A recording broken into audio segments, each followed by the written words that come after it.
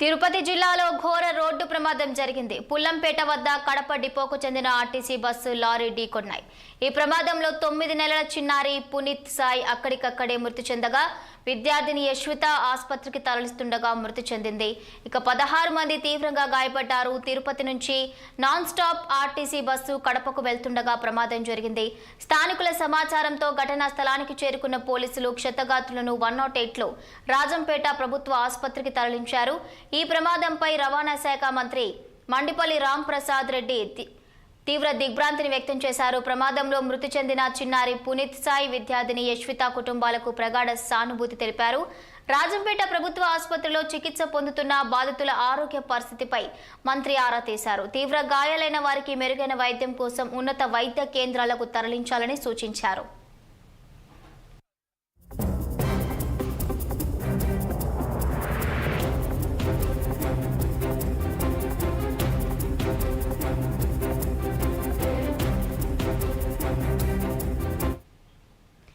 తిరుపతి జిల్లాలో ఘోర రోడ్డు ప్రమాదం చోటు చేసుకుంది. పుల్లంపేట వద్ద కడప డిపోకు చెందిన ఆర్టీసీ బస్సు లారీ ఢీకొట్టుకున్నట్లుగా తెలుస్తోంది.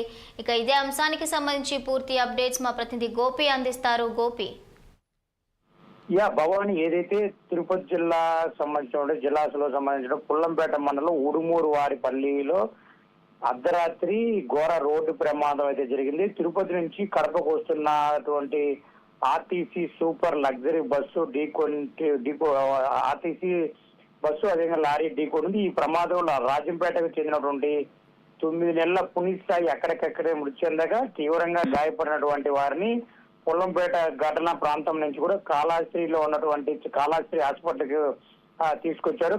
కడపకు అందులో భాగంగా కాళహస్తిలో నివాసం ఉన్నటువంటి 16 సంవత్సరాల యశ్విత అనే మహిళను కడప రిమ్స్ హాస్పిటల్ కు తరలిస్తున్న నేపథ్యంలో మార్గ మధ్యలో కూడా మృతి చెందినగా తెలుస్తోంది. మరోపక్క బస్సులో దాదాపుగా 16 మంది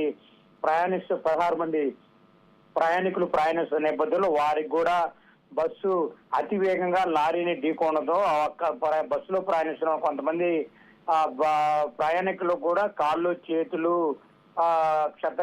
విరిగినట్టుగా తెలుస్తుంది. మరోపక్క ఘటనా స్థలానికి ఇప్పటికే పోలీసులు చేరుకొని 108 సహాయంతో కూడా అదేవిధంగా రాజంపేట ప్రభుత్వ ఆసుపత్రికి తరలించి ప్రథమ చికిత్స అనంతరం తిరుపతిలో ఉన్నటువంటి సిమ్స్ అదేవిధంగా రోయాప్ హాస్పిటల్ కూడా తరలించున్నారు.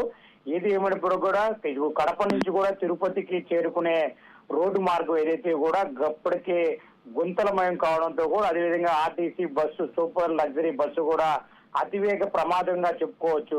భవాని, దీనిపై కూడా రాష్ట్ర రవాణా శాఖ మంత్రి రామ్ ప్రసాద్ రెడ్డి